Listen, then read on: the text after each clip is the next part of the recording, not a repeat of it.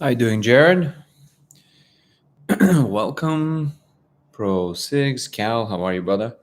Let's see if I can pull you up.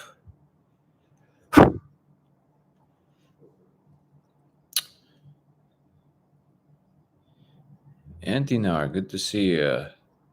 Haven't seen you in a while. Matt Killing it, haven't seen you in a while. How are you, everybody?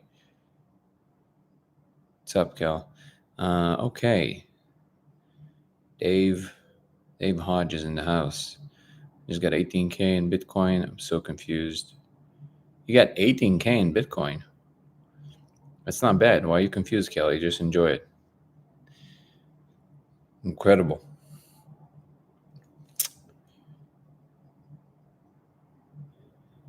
All right. Pretty hands in the house. Welcome, everybody. Welcome to Simulation Talk number 47. Needs a safety pin.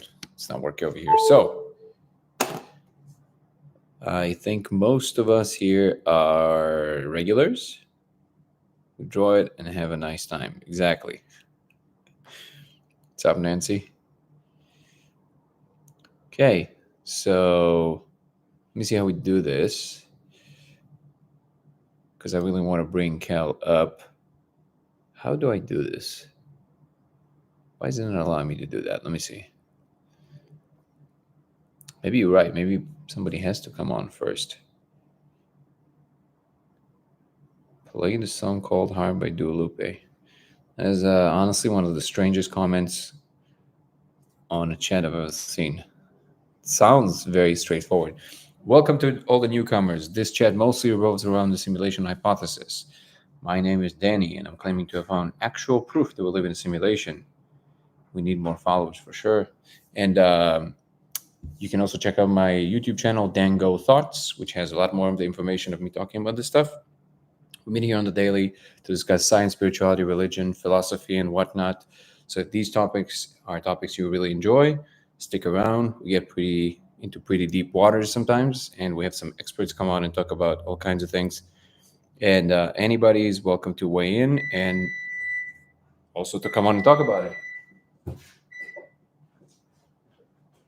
That's my soup. Don't worry about it. Welcome, everybody. Once again, one more repetition because I see we have some upflow of followers. This channel mostly revolves around the simulation hypothesis. My name is Danny, and I'm claiming to have found proof that we live in a simulation. I've been engaged talking about the experiment for the last few years, talking to some leading scientists, and a lot of this information can be seen more in depth on my YouTube channel on Dango Thoughts. It's 3 words, DANGO Thoughts. And we meet here every single day talking about science, religion, spirituality, philosophy, and a lot of very fun things. Welcome, everybody. So, that being said, yesterday we had a pretty deep, the last couple of days, we had a really fun discussion of some fundamental laws of physics. We talked about some out there theories, including Donald Hoffman's theories, the microtubules theory, and we talked a lot about the specificities and the importance and efficacy of mathematics. It was a lot of fun things. And we had a lot of newcomers that were asking about the experiment. I discovered that if you project a diffracted laser on the surface while ingesting a molecule that I cannot really name on this live chat, you will see code running in surfaces. This experiment has now been verified over 1,000 times worldwide, and the number is just growing. There's a lot of very interesting people that are joining the project, and we have a documentary in the works about what's going on. If you haven't heard about this before, you heard about this now, and if you are still kind of just hearing about this by passing, I assure you that within a year or two, you will be hearing about this from a lot more corners of the world. So, all of that being said, welcome everybody. We'll see who we maintain. What's up, Matthew? Do you have instructions on how to run the experiment, including the molecule? Yes, all the protocol, the entire protocol is on codeofreality.com, and you have a whole page there I can't really share here, but if you go to codeofreality.com, you have a whole page dedicated to this. How can I extend my Addy buses? That is a great question. I don't know if you want to extend it. I like that. It's cool. What's up, Holly? Also, I think what's interesting, which I do not recommend, by the way, because there's a lot of downsides to this. But interestingly enough, any amphetamines, including Addy, actually stabilize the walls of the molecule, which is an interesting thing. Again, I want to emphasize, I do not recommend this because there's a lot of residue of disjointed energy, let's call it, that maintains itself in your body because of it. But it is just a fact that it stabilizes the wall of the experience, which is very interesting. Sean is saying, "Hey Dan, don't mean to bother. Sent you an email a couple of days back, and I was just wondering if you got it." Sean, absolutely yes.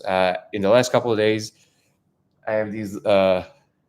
We have a puppy, and I know it sounds like a lame excuse, but aside from all the stuff that I usually have to do, my better half is out of the country at the moment, and I have to take care of them, plus take care of everything I got. And because of being potty trained, I know it sounds like the lamest excuse possible, but it's much harder for me to actually get around to answering emails with the care that they deserve. So I definitely got your email, and I will respond.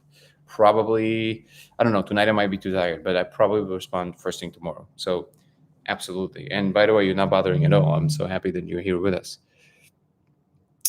Let me see what we got here. I'll be back, Kelly said after 118K from Bitcoin randomly. I love how there's no explanation. It's amazing. I mean, if you manifested 18K this way, it's incredible. Welcome, everybody. So, to today's topic. I want to go a little deeper today into the whole perception of what's going on with the big transformations that are happening in the world, both in terms of how people define them and in terms of what we can do with them. Some people fall much more on the technical side, and they think of the emergence of the next level of humanity having something to do with our technological abilities.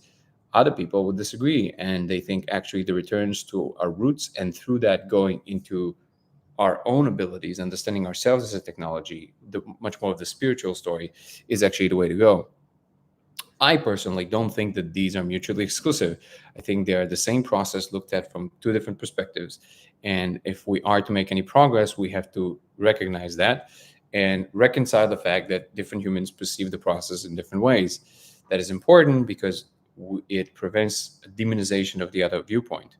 And it actually creates a bridge that is, I maintain, is an actual absolute necessity in order to unlock whatever that is. John is saying, thank you for not talking about politics. Oh, I could not care less about politics, and I appreciate you, John. So you're right in the right place. Actually, I've stolen this phrase, but I maintain it. I feel politically homeless, which I'm very happy to be. I don't really. It just feels more noise than anything else to me.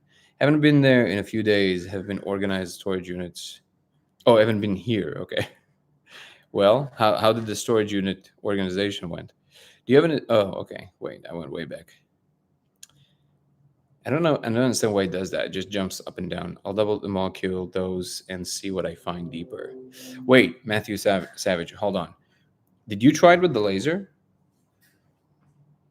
Because before you doubling anything, did you try the laser thing without the doubling first? Danny, bro, you are in the rough part of life right now. Oh, got it. This is not because my name is Danny, and I read the other Danny. Slow motion Danny. What did slow motion Danny say? That here. Oh, got it. Now I'm connecting all the dots. Everything makes sense all of a sudden. Melissa Spore Muse in the house. Raspberry, how are you, everybody? And remember to hydrate. Daily reminder. Thank you, Clayton. Dude, this is awesome. There used to be like a bunch of trolls on these chats, and they still exist.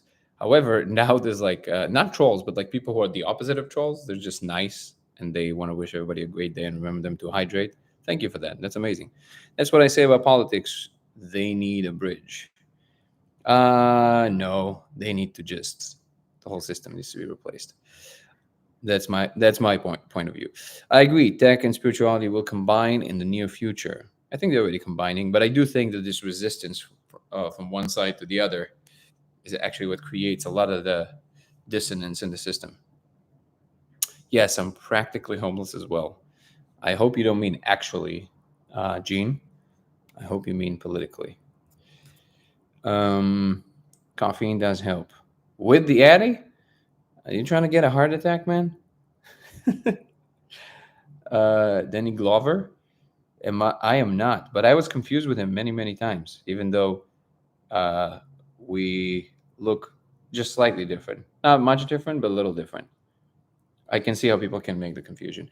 However, he was my age when he said, "I'm too old for this shit," just so you know, which is amazing, which is a kind of crazy realization when you realize that that was the thing. Do you have any theories about different surfaces or ways to try and draw different differentiations?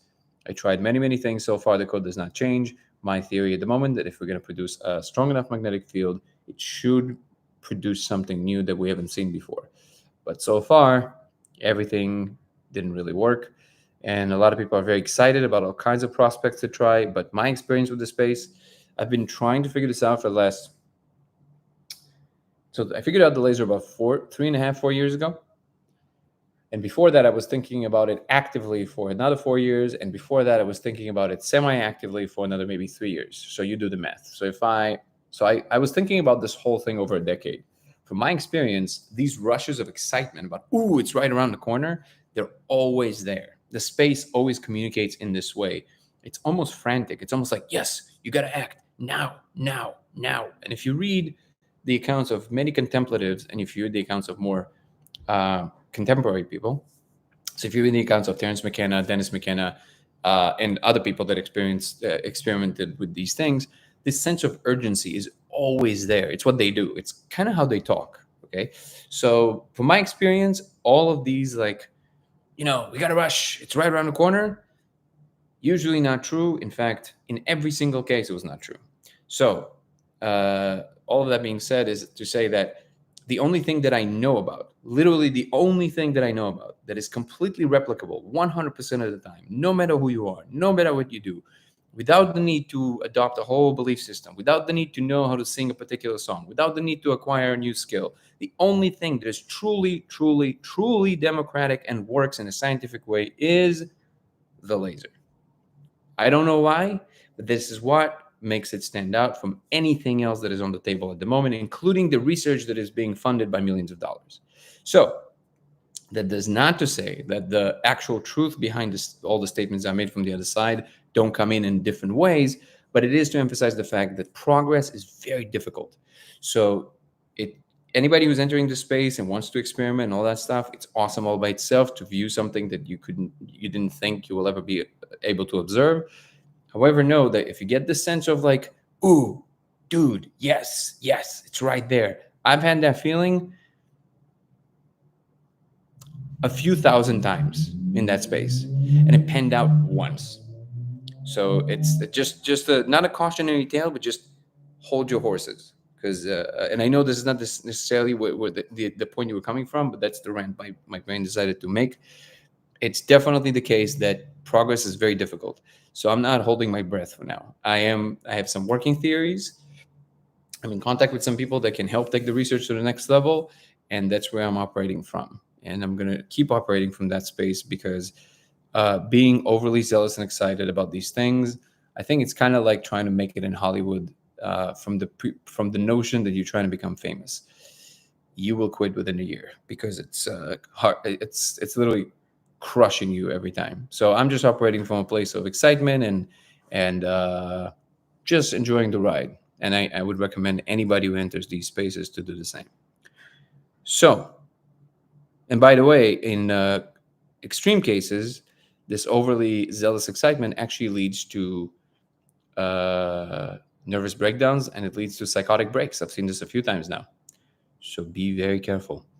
What has been the most spiritual experience that you've had on the molecule or other psychedelics?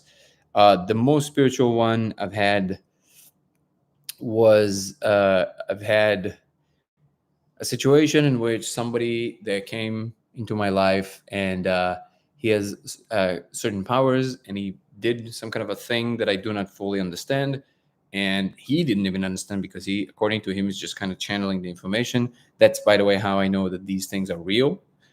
And he did that, and then I smoked, and then, for lack of a better term for it, the best I can describe is that I was in the presence of, if it wasn't God Almighty, it was something, the scale of it was so immense that I cannot even deliver it, right? And I'm sure that some people here had probably similar experiences.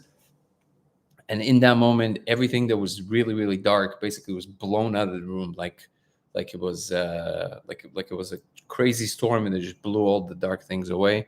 And I felt this crazy crushing energy, but at the same time, I felt this immense love inside that was holding me. And then at the end of that, I was obviously just blown out of my mind. And the individual told me, "You don't have to worry about anything anymore. All you have to do is walk the earth and spread light and love." And then I tried to show him something on my phone, which was, at the time, a conversation that I had with Charles Eisenstein that was still on my phone because it didn't even upload it to my computer yet in order to edit it. And all of a sudden, right after this happened, the screen started going haywire, like on a regular video, and all of a sudden it just went like my brand new iPhone that I got 2 days before went like crazy. It just started glitching the whole thing, and I recorded. So he grabbed his phone. He had enough sensibility to grab his phone and start recording my phone from the top, and you can see it. We have a video of this, and then it just goes like this for like 6+ minutes, and the content that you hear Charles talking about in that clip, in that portion where it was going like that, was about the emergence of the new story that has a lot more beingness to it, that kind of stuff. So everything the people that believe in the belief that we're all one, kind of talk about, right? Again, this is how I know that these things have validity. And then we played the video again after it was done, and it was normal. Figure that out. And it was a brand new iPhone, and it never happened again.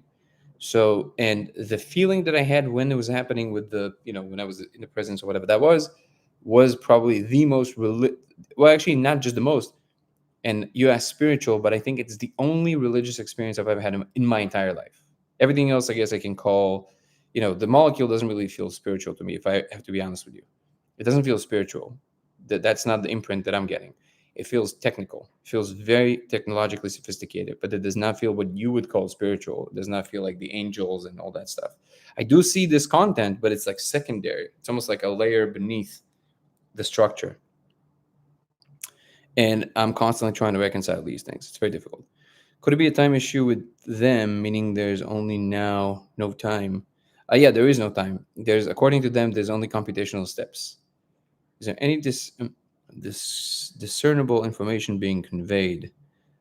In very complex ways, yes, but not directly, because they can't tell you things. This is also why I'm always suspicious when people tell me, when they were told specific things. It doesn't mean that it's not true. It's just that my experience is that they never tell you things directly. They're not allowed to. They can only give you hints of certain things, and you have to kind of figure it out. You have to entertain these things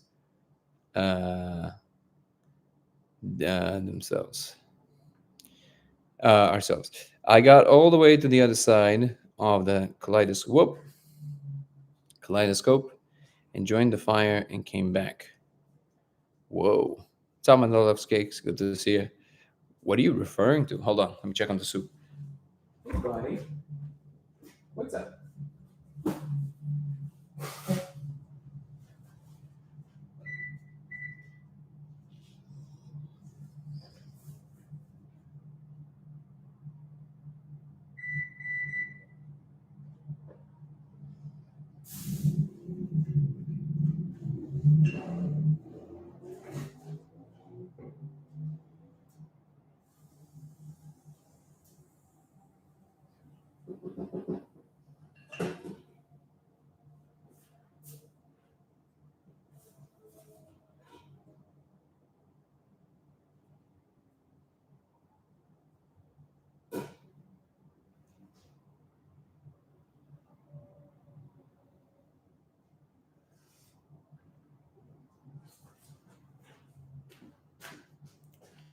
Ooh, it's missing a lot of salt. We'll figure it out later.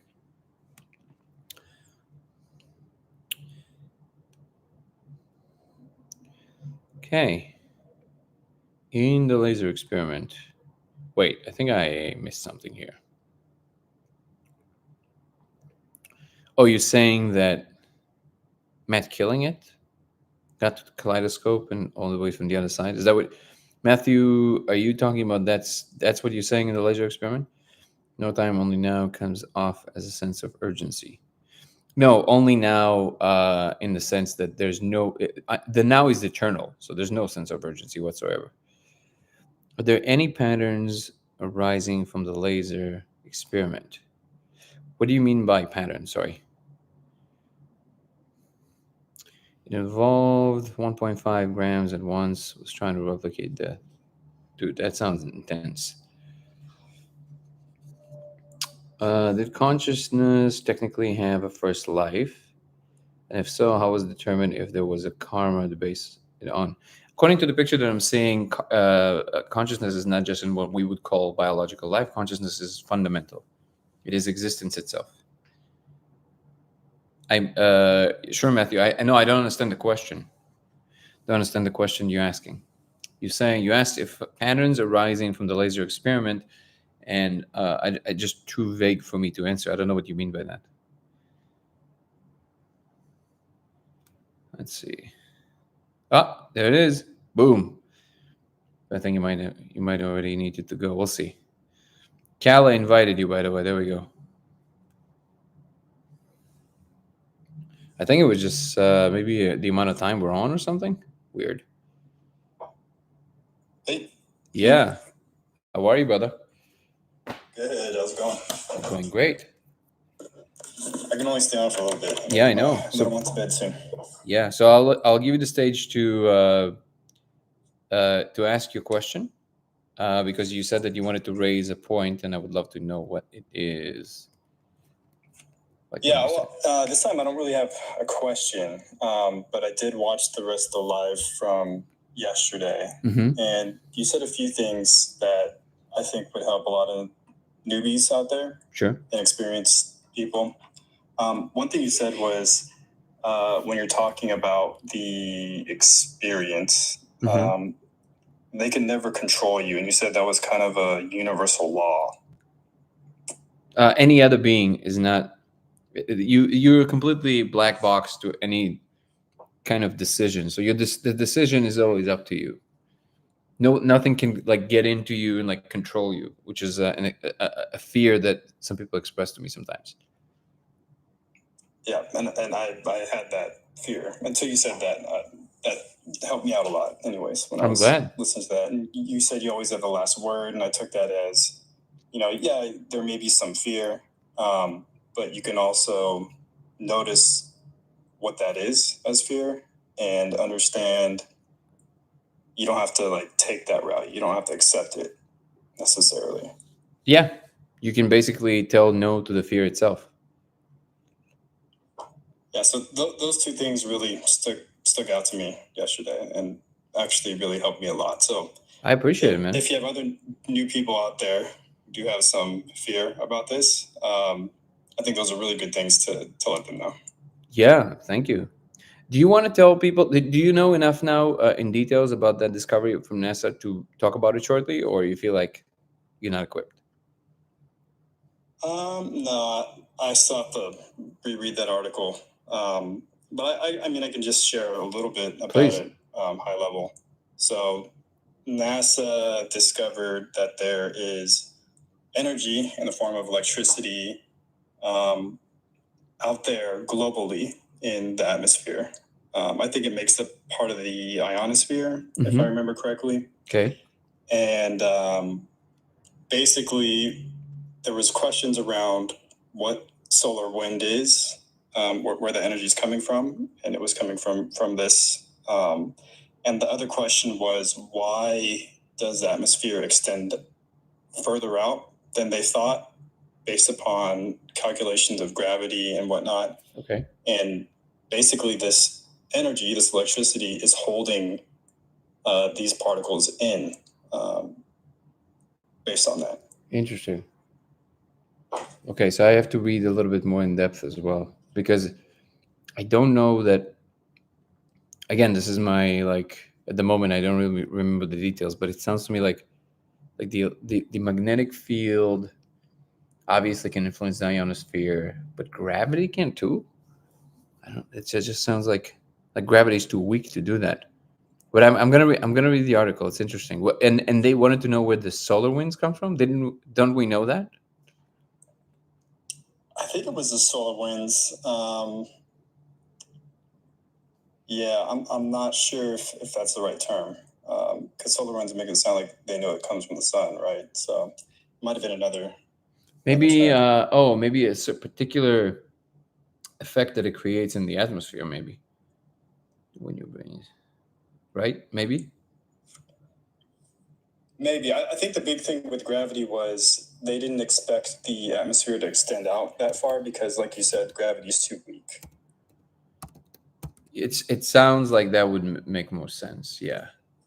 Like Yeah. you have to have, it has to have influenced mass that is all clumped together. But if you have just ions, it wouldn't really necessarily influence them. Because no, cosmic rays. Well, okay, technically, somebody is asking if cosmic rays is the same idea. Technically, cosmic rays, you can say that solar wind is a type of a cosmic ray, but usually when people, scientists say cosmic rays, they mean more like high energy cosmic rays. Right, So like right. gamma, things like that, that are like will kill you instantly if they're direct. What if gravity is the result? You mental escapes. You're obsessed with gravity, don't you? Aren't we all? It is interesting. Well, so first of all, thank you for letting me know. This is very insightful, because I'm not always sure what is feels of real value to people from these conversations. So that's super helpful. It's something that I've noticed that people that do experience some of the, the more disturbing things on the molecule, if they keep doing it, they usually discover that you can just decide to like, just like I said before, to basically say no to fear, and they see that it's completely a choice. Like you don't actually have to go down that path, and that is something that is very liberating for sure. Yeah, let me ask you one more question along Of those course. lines. Just came to mind. When you go into the experience, what is your mindset? Is it teach me something, or is it something specific, or do you have a question in mind? How do you go in? I wish I could say that the way that I do it is uh, can be a useful, advice to anybody. I don't think it is. At this point, it's almost like it's kind of like visiting a city you know really well. So you just get on a train. You know what I mean? It's not. It's like asking me, "What's your mindset when you're going to New York?" It's like, I don't know. I read a book and I'm there. It's kind of like, it's not a. I don't have too much invested in the process of getting in. This is why I'm saying it's not necessarily a recommended way to do it, because I don't know if that's I don't think it's a. I think it is important to approach it with a healthy, certain respect. I think it's just that I've seen so much in the space, and I understand all the types of things that come at you. Not necessarily that I know every possible content, of course, but I know the types of things they can do, and it's very broad. But I think I've accumulated a very large repertoire of what it can be. So at that point, if something happens, I'm like, oh, it's like that thing, and then I'm like, okay, well then I have internal tools to deal with it, even if it's not pleasant or whatever it is. And this is why I think the question that you're asking me, the truthful answer is that I wouldn't recommend the way I do it to anybody else. But if you were asking for like a good recommendation, definitely everything I say in the protocol as well, which is that make sure that your internal state is clean, your external environment is clean, make sure the trash is out, make sure you're doing, usually in the beginning during the day, because the type of energy you have is different, and you have more energy in your brain to deal with whatever. And also make sure that obviously you don't have a lot of responsibilities, because that can actually hamper your experience as well. Make sure that everything is kind of clean and balanced. That's a very important thing. And sometimes, by the way, to people who are like, very, very nervous, it's okay to use certain things. Not many. I wouldn't recommend many things with it. The molecule usually likes to be just by itself. But I've learned that if you just do a tiny, tiny, tiny bit of K, it's actually very helpful because it kind of stabilize, like it makes the fear flatten. You don't have as much of a jarring experience when you do that. So when you go into that space, it sounds like you already have this mental framework built of I still do not prep. everything. I still do prep. I do some breath work. I balance myself. I do a little bit of meditation to see where I am, and if I see that I'm too in my, worried mind, I won't do it. Also, now I only do it when there's a need. Like if there's a good Belinda, I believe it too. If there's a need for it and I feel that there's a net positive result from it, like I'm required there, or I need to figure something out, or I have a question that I want to ask. But when I show up, it's not as people report a big degree of. Sorry, YouTube. I'm gonna step away for a second to mix the soup. I'm gonna take TikTok with me, and you can hear me still. I hope. Um, so most people that they kind of report this experience of like reverence and almost like they're going not to heaven, but like they're going to talk to the angels or something, and it's like you want to avert your gaze and have this like deeply respectful thing and all of that stuff. And again, super wise thing to do. But when I show up, they're just there. They're just doing their thing. They're like, oh hey, hey, okay. And then if they want to say something, they'll say something, and then I'll sometimes respond, and sometimes just absorb what they said, and that'll be it. Then I'm back, and then I see the console. It's like it's very matter of fact. This is why I don't know if it's necessarily informative for anybody else. Does that make sense? Yeah, it makes total sense, and it sounds like people have all kinds of different experiences. Yeah, I have one rule I do follow is that you want to treat it just like you treat a person. Find out what the characteristics of it, the way that it's interacting with you, and learn about its behavior and character through that because different people have different entry points. And I have a good friend who, she's one of the only people that I met. I met maybe a handful of people like that. Kirsten comes here sometimes, is also kind of had that breadth of experience. But she's like me. She's done it like thousands of times.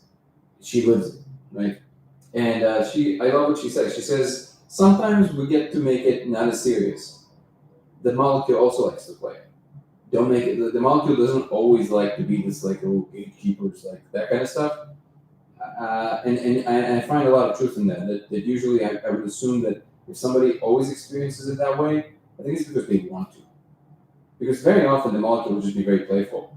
Like the other day, my fiance, she was feeling a little off, and she's like, well, she kind of tried everything. She took some Advil or whatever. She still felt like shit. So she's like, well, maybe I'll go into the molecule space and see. Maybe they have an insight for me. And then I don't think it depends on your ancestry, mental health states. I think that I don't mean to sound disrespectful, but I think that's actually complete bullshit. I think we all have the same interest. It's like that's actually gatekeeping for me, and I actually don't appreciate that way of thinking. Not for you, but like that's like the gatekeeping of like the different societies that want to claim privilege in that space. Nobody has privilege in that space. You enter the space and has a relationship with you. Period. So anyway, she gets into that space, and it was really funny because she's like, I thought I would have some kind of a deep insight, but then I just get in there, and all of a sudden the being's just going like, it's like here's a bicycle wheel. It's like, okay, it's just nonsense, right? So it doesn't always have to be that serious. That being said, it can be. So enter your own discretion that everything is out there. And one thing that was communicated to her once, which I found also very useful, which is that they told her, we can't protect you here. Everything is here. It's your job. And this is why I always equate it to being in New York City. You just go to New York City. Just everything is there. Somebody's trying to sell you jewelry. Somebody's like a fortune teller, somebody is working for the stock market, somebody works for the government. And the equivalent of going into that space and randomly asking a being about the nature of the greater reality is the equivalent of going to New York and asking a random person about the nature of our reality. They might know something, they might not. See what I mean? Yeah, totally makes sense, and that's a fair analogy. You never know what you're gonna get. Yeah, you're going like if we like we don't apply the same logic we apply when we think about these like fantastic new things, and it's a natural tendency, but I think it can be a trap. So it's like we don't think of, if we're an advanced civilization and we have differences of opinion, why would we think that a more advanced civilization has less difference of opinion? Why would we think that somehow they all converge on certain things versus they all have like different ideas about what should or shouldn't be, right? They have political systems, probably they probably look like nothing like ours, but still makes decisions in some way. There's a lot of layers before you get to the divine all one spirit, and this is the thing that I feel that people are missing. And again, I can only speak from my experience, but after doing this literally thousands of times, I don't understand how people constantly get this like, oh, I've been with Source. I'm like, are you sure we're the same molecule? Because I don't think that's what it does. And I do feel that sometimes people overlay their own kind of like biases on top of it. Can't know, of course, but it just feels to me that way because the molecule definitely has a character, and it's not that. That's not the character. The other one that shares the name, but has a different chemical, composition. The one that is dubbed the God molecule feels very different, and it definitely has this like level of like reverence and like, oh, like, right. But the one that we're talking about, the main one that is operative with the laser and stuff, feels like a technology. Is again, I don't even know how people get to this other experience. I truly, like, I don't understand how they either they're completely overlaying their psychology on top of it, or they just have a completely different channel that they enter that I'm not aware of. It's also possible. So the bottom line would be, proceed with care. Make sure you are respectful.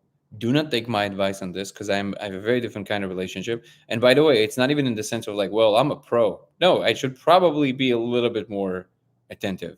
But sometimes I just literally can't bring myself to it. It's like I know the space, and it almost feels like, what are you doing from them? Like one time I tried to do like I've actually never, not once, I've never done like a full on closed eye experience. Never. Like I've never like, just laid down like they do in a lab and like put the thing on and just lay there. Like never done that. So I was like, well, I should do that. So then I took synthetic mushrooms, and then I put the thing on, and I laid there for 5 minutes while it was coming on, and it did a couple of like cartoons. And then one of the cartoons looked at me and went, what are you doing? Who are you pretending for? He's just like, just open the thing. Like, what is this? And I'm like, oh yeah, like why am I regressing in my understanding, right? So it's like, the second I took it off, they're like, like the full explosion of the whole thing. So different people would have a different kind of expression, and everybody should take it in their own pace and in their own, and know that truly it has the ability to communicate with anybody in a way that they understand, as long as you pay attention in a certain way.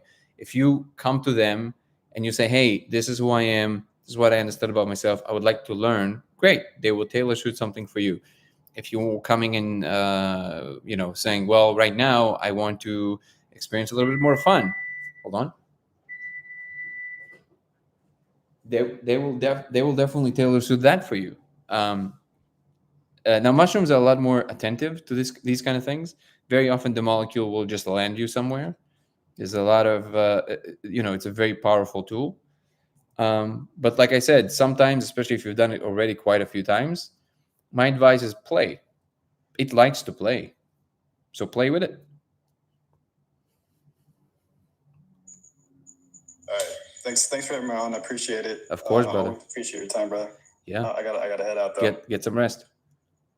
All right, take care. You too. Okay, let's see what we got here.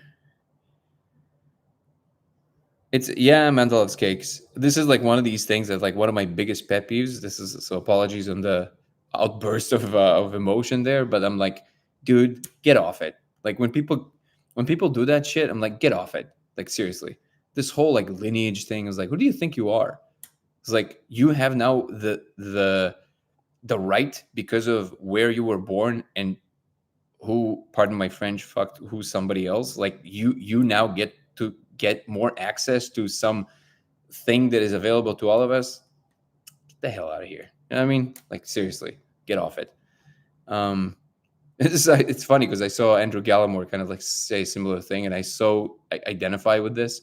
Where it's like one of these like somebody, because he's studying this thing and everything, and somebody came to him and was like, well, one day you'll understand, kid. Is like, get out of here.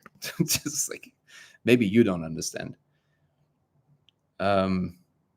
It's available for everybody, and it's available in the way that you're ready to receive it. Don't let anybody ever tell you that they know more than you. Ever. Go and know that you can learn something about it that probably nobody else understood. That's the nature of that beast. But one thing I do want to mention, and that is an important part, which sounds even like a distinction without a difference, but there's definitely a big difference. There's a difference between like claiming, because there are people that are claiming that it's like the ancestry matters. Like I came from this lineage. Some lady that did this. She was even in that film, How to Change Your Mind. She's the lady that does the tobacco. Super nice lady. So I actually did one of her ceremonies. I didn't even know that she was. I later saw in the movie, but she was talking a lot about like she's an American, and she's like, I discovered it was part of this Indian lineage. And I was like, dude, this is the whitest thing I've ever heard in my life. So it's like it doesn't matter. Just do the thing. Like who cares who cares? But what does matter, it's so silly, it's crazy. But what does matter is if shamans if they developed a whole system around it, that's different. So like there are tribes that literally live side by side with the molecule, and they have a relationship with the molecule, and society itself is being nourished by the knowledge, and they found a way to embed their understanding, and there's like protocols, that is absolutely of great value. That is true. But if you're just born to that shaman, but you didn't do the work yourself to get to a place where you understand and everything, makes no difference. Makes zero difference. And I'm willing to sign on that. You just have to do the work, really.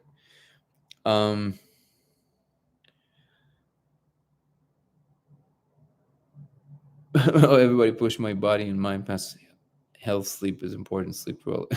Good night.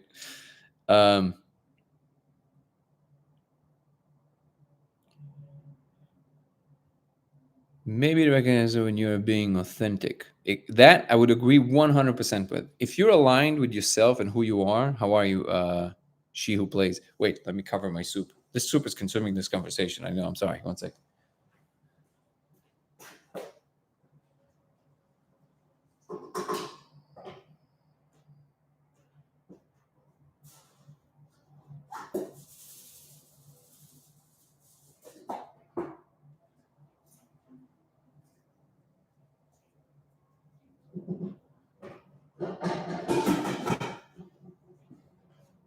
I agree with the authenticity thing 100%, because what happens is, and thank you so much, Woken Slogans. Great handle too. If you go, like, if people ask me, like, what can be this one thing? Actually, that should have been the answer to Cal. I'll text him and let him know that. But that is one advice that I can give. That is, you nailed it on the head, Karaoke. This internal alignment with who you really are is the only thing I would say that actually matters to any part of the development of where you of your development and your alignment with them. So, for example, people ask, "What is this one prep that I can do?" When I go on mushrooms, and like, so I, for a safer journey. This is where Karaoke nailed it. Authenticity. How do you do that? You sit with yourself, and this is something that Terence McKenna used to talk about. For he was describing how he does them, and he said I would chew them up, and then I would just sit, and you would get all these funny ideas about how you might be better off changing, your location, or maybe I should do this, maybe I should do that. He's like, never do that. Just stay put. You chose a spot, sit on that spot. It shows commitment. Aside from that, in this time that you're waiting for it to come on, get familiar and get comfortable with the fact that sometimes you can be a piece of shit. If you can do that and you can admit to yourself when you are one, and you can say, look, I'm aware about all of these things about myself that nobody knows. Okay. And if you can do that and you truly put it out there, you're showing that you're willing to let go of certain things because you're putting it up there. Because what you're admitting, you're now forced to potentially start working on changing, right? And I think this kind of alignment is of immense value to them because now they can work with you, okay? Versus just kind of coming and demanding things. And I do feel that when people kind of asking questions very directly, it's almost like you don't want to think for yourself. You're just asking somebody else for some wisdom. It's for you to develop. But if you can admit about all your own faults and little things, that will almost guarantee that your ride is going to be a lot smoother. So I appreciate that comment. There's so much I want to say about this, but I need to sleep in really good. Okay, you can say it tomorrow, Matt Killing it. I'll try and start earlier tomorrow. I love simulation, but let's look away. Well, I'm glad you do. She Who Plays. Again, this is by the way, this account picture you have, is that something from the Kama Sutra? It looks like something like that. Ancestry is important, and not just who hooked up with whom. There's not just your eye color and DNA, but also behavior traits. Okay. Yes, but when you're talking about the ultimate channel, the access to it and the ability to develop the skills required to be, interact with it in a particular way, I would claim that there is no difference between who you are, where you came from, because then it makes the whole process extremely undemocratic, and it kind of sets the scales in a weird way. It's not the same as in the human domain, right? If we're talking about the ultimate channel, it's supposed to lead all the way to the divine, which is what a lot of the people that would believe in the lineage actually believes, then the logic of it shoots itself in its own foot, because you're literally claiming king-like attributes given to you through just the fact that you were born in this place and time to these people, versus the responsibility of honing the skills and doing the work, which I would think the divine channel will always hold in higher regard than just ultimately it's who slept with whom.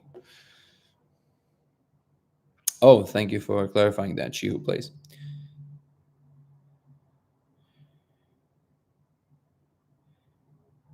The Real Phil 88. I am Kane. Sugar cane?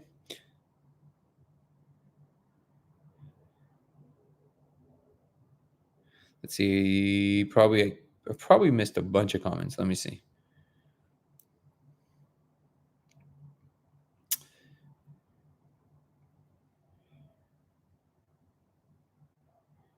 Apparently not.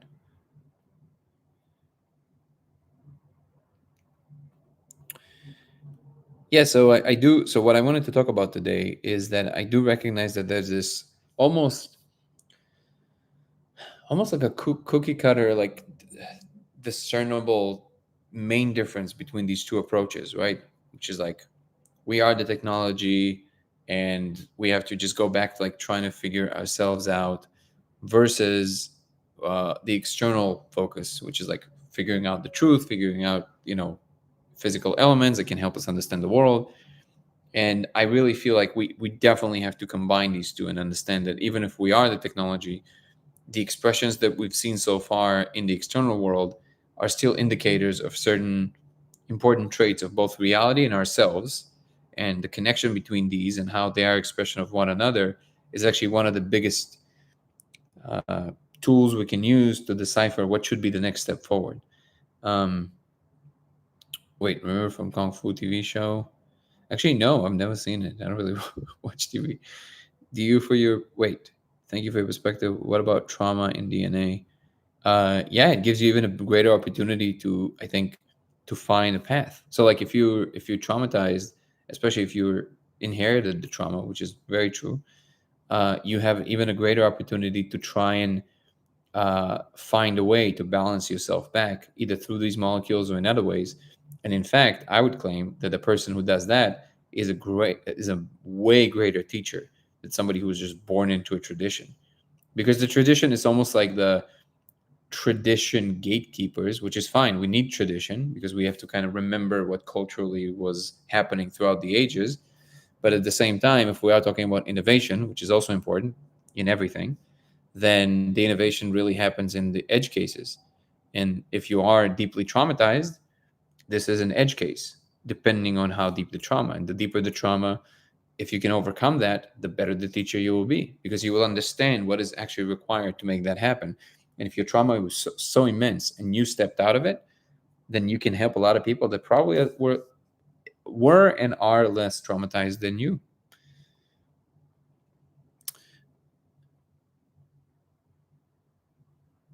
It's just that I think that the reason, and this is so for example, so this is perfect example, right? This is a perfect example of one of my inadequacies that I'm very aware of myself, by the way. And it does not mean the fact that you're aware of it does not automatically doesn't give you some kind of a card of a good guy. Not at all. You still have to work on like remedy that. But yeah, I know that. But it's like I am maybe at this point I'm not like triggered, so like it doesn't create that kind of like a negative thing in me. It used to, but I'm still kind of like I get worked up about it. Like when people claim um, superiority in the name of fill in the blank. I can't. It's just like so stupid. Like yeah, I came from this tradition. It was like, okay, what do you know though? Because if you're leading by saying that, it shows me that you don't understand how this thing works. Because you wouldn't be saying that. It shouldn't matter to you, right? Um, it doesn't matter. Like, what can you bring to the table? What is your value? If you consider yourself a teacher, what is it that you're teaching? Start with that. To anybody who doesn't know, I come from the tradition of like, oh, shut up. Who cares? Like, it doesn't matter. So you see that kind of like attitude that is emanating out of me. That's a weakness of mine. This is something I got to work on, because it's fun. It's like it feels good in the moment because I kind of feel like I'm fighting the man, but I'm not. It's just I'm expressing my own inability to just exist in that space and allow that to happen. But maybe there's a part of the journey in which this corrective mechanism by people who get like the reactance to a certain thing, and then it kind of it plays a role. But eventually, you have to get off that train too. If you want to keep evolving, you basically want to maintain a position that is completely neutral. If the day that I will arrive at a place where this does not invoke anything in me, I can just see it from the side, and other things that are like that in me, I'll know that I've reached a certain level of that, something that I would deem like I've advanced, right? I've done that with many things, not in this one yet. Like there's definitely a difference. Like I used to get so worked up about it. Now this what you're seeing is like the very low version of that. It doesn't bother me that much, but sometimes I feel like it's important to express. And obviously, also it really depends on my exact mode that day. Today, I'm like just like very wired for some reason, and I didn't even like. It's not like I had a lot of coffee or anything like that. I don't even know why. There's just some days like that, and then just you keep going like that. You just observe yourself. You notice these things. And then only when you truly can step aside or step away or step out, however you want to phrase it, from these patterns, is when you know you made progress. Yeah.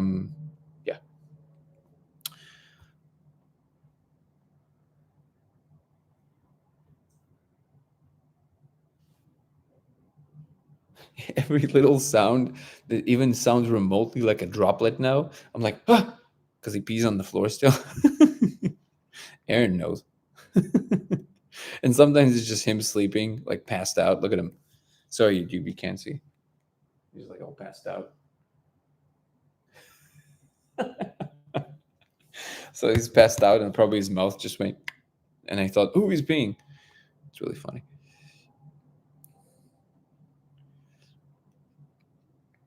Okay, so this is great. In the last couple of days, we had people like come on, and we had a conversation. It was great.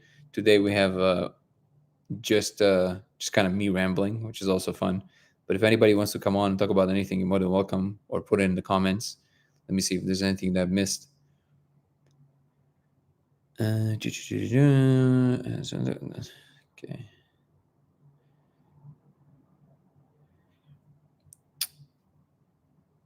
Trying to go through these. Oh, you know what? Dude, that's so funny. Okay. So this is hilarious. Wow. Okay, I know why I'm this wired right now. Okay, you ready for this? You're gonna have either one of two responses. A, you're gonna be disappointed, and I'm sorry, but I'm still learning myself, or you're just gonna laugh. Hopefully the latter. But so today, there was somebody sent me.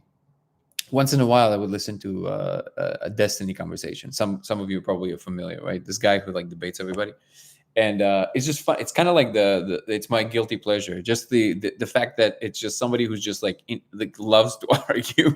It's like my what is it?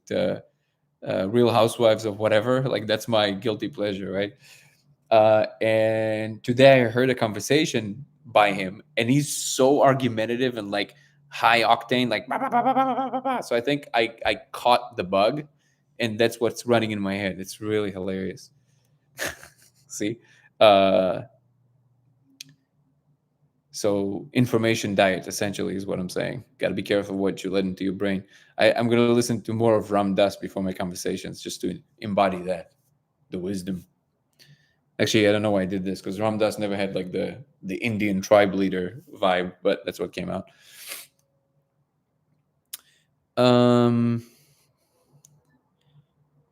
That's so funny.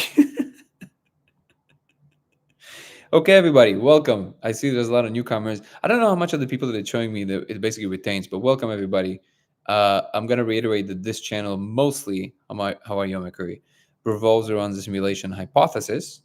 My name is Danny, and I'm claiming to have found actual proof that we live in an actual simulation. Yes, like in the movie, but slightly different. And I've been in the process of talking about this stuff.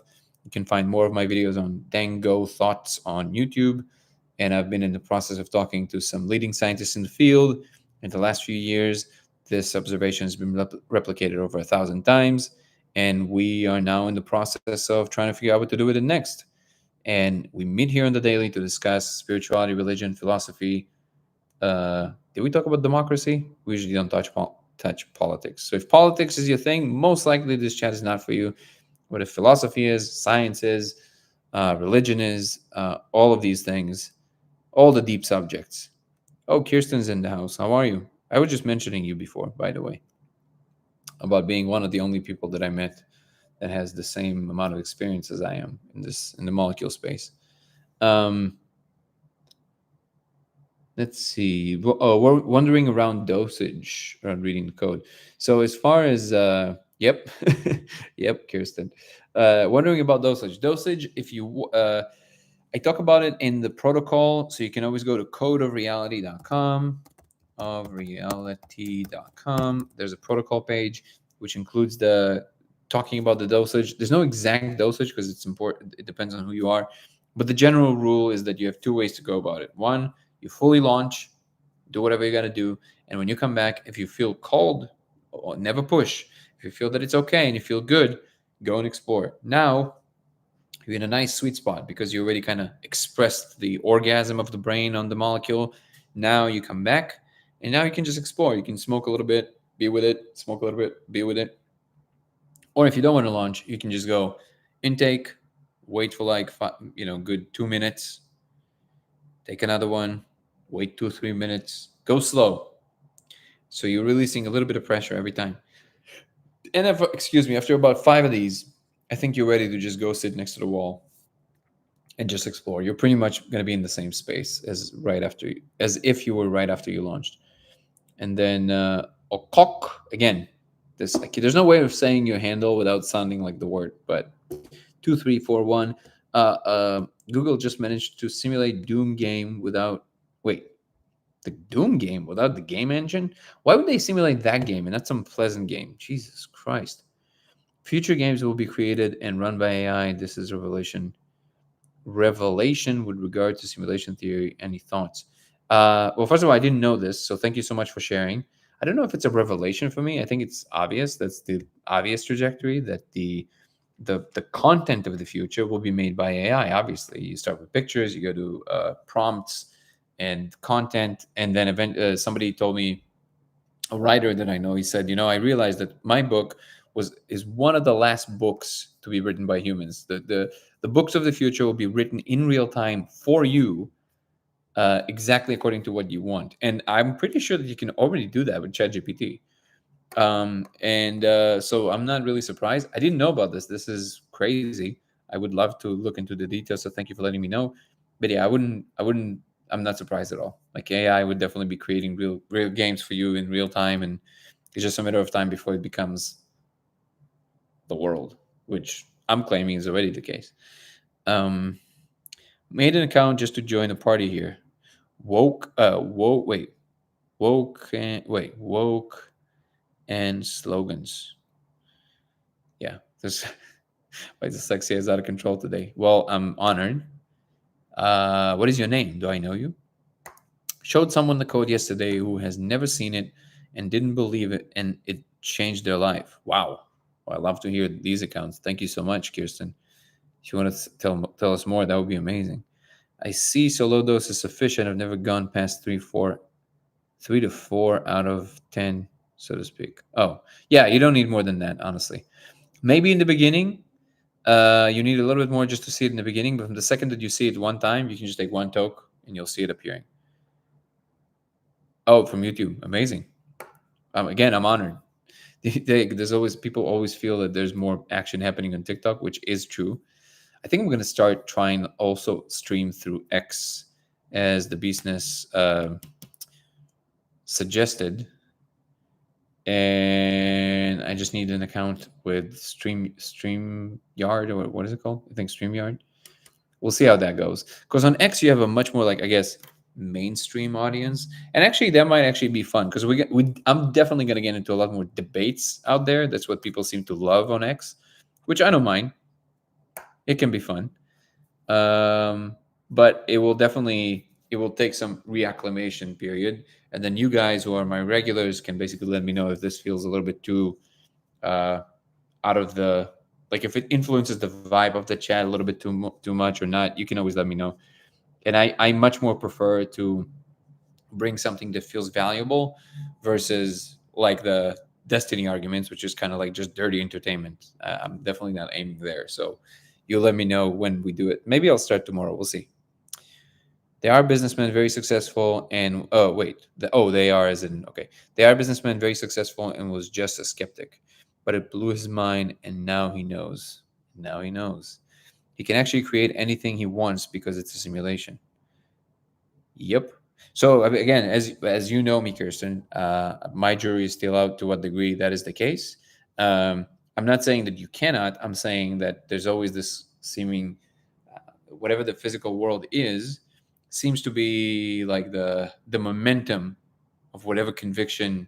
If you want to say that we're creating our own reality, then if this is the reality I created, it still has some momentum. So it's not like it's going to change overnight. I feel like I'm very open to being wrong, of course, because maybe some people are just better manifestors than others. But then that, I would say, has to be folded into the picture of true knowledge as well, which is like, why are these people better manifestors?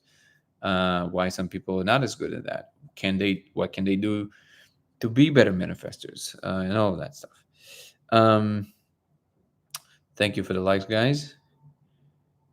Slogan. What else we got here? And then I do want to maybe not every day, but maybe a couple times a week we'll do that. We'll do like a panel that can be fun, because it haphazardly happened in the last couple of days, and it was fun. Some people came on and discussed, and I think it was very respectful and lively and beautiful. So I'm not against that. I don't know how to reconcile the fact that I tried to stream on Saturday, Sunday was it? I think it was Sunday, and I had to stream really late because we were filming all day, and then I started streaming at like 11:30 p.m. And what's interesting is that the number of people who showed up for the chat was way greater. So I don't know how to reconcile that because I don't want to stream that late. And maybe I'll do that once a week, and then if anybody still wants to stay awake, or I don't know how you're going to do that if you're on the East Coast. It's the worst time. It's like 3 a.m. or something. But we'll see. Okay.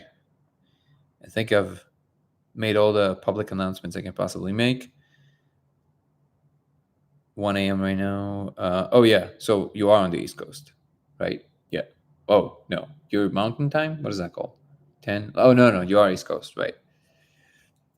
Yeah. So if I do not, and I'm Pacific Time. So if I'm doing 11:30 for you, it's gonna be like 2:30, which is it's the worst. But again, a lot more people show up, so maybe once a week, just to get a bigger conversation going. Absolutely. So what was I saying? Today I had a really lovely conversation with one of the people who apparently was following my work for a while.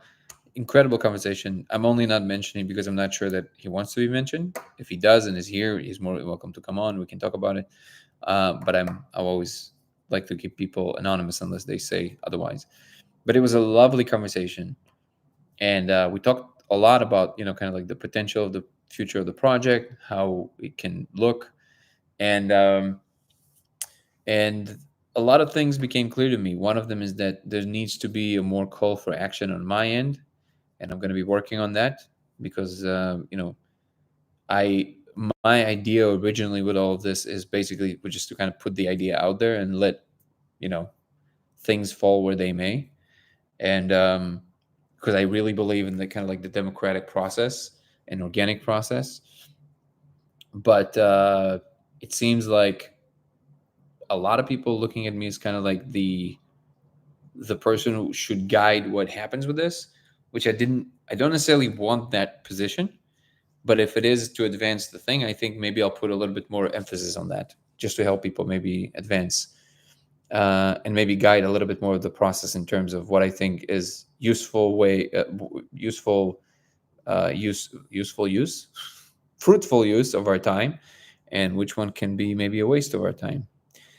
This time, as tough as it is, I'll definitely be sleeping. Okay, karaoke. No, definitely, it's only going to be maybe once a week. The rest of it is going to be normal time. And Tony Fallon. Are you related to Jimmy Fallon? Bring him on. We'll do a silly dance together. And also, it outlined a lot of the already solidifying ideas in my head about why this importance of allowing ourselves to be brave enough to admit the things we know versus just kind of letting things, well, that's their impression. Well, some things are not necessarily like that. And I think the importance of us also stepping forward and saying what we know is also very important. So things can solidify into something. She Who Plays says, theoretically, we can create or manifest within the confine of 3D, but I think we are subject to an overarching story beyond our control. There you go. That's useful. History is made by people taking a stance. Yeah, the ones that took a stance and survived. But yeah, I take your point. And yeah, I think I'm just. Thank you for the comment, She Who Plays, and also again, Kirsten, thank you for sharing. It is very encouraging to know that more and more people are kind of coming to the understanding, and especially if it contributes to their ability to manifest, whatever that means. It makes me very happy. Any positive outcome is a favorable one. Obviously, I guess I'm always speaking. She Who Plays. I'm speaking more from like a very almost boring position of pointing out the obvious, which is that this insistence that all you got to do is just believe in it, right? It's like, yeah, but you can't walk through a wall. Why do we always forget that? You can't walk through a wall, right? So even if you believe that everything is mine, there's a wall. Here's your proof that you can't just manifest anything, not anything, right? And then people go, yeah, well, I mean, like, okay, well, if you mean, then don't use these like explosive terms of like anything. No, not everything. It's an old Eddie Izzard joke. It's really funny. He goes, people are like, yeah, anything is possible. It's like, you know how I know not everything is possible? You can't eat Mount Everest. How do I know that? Try it.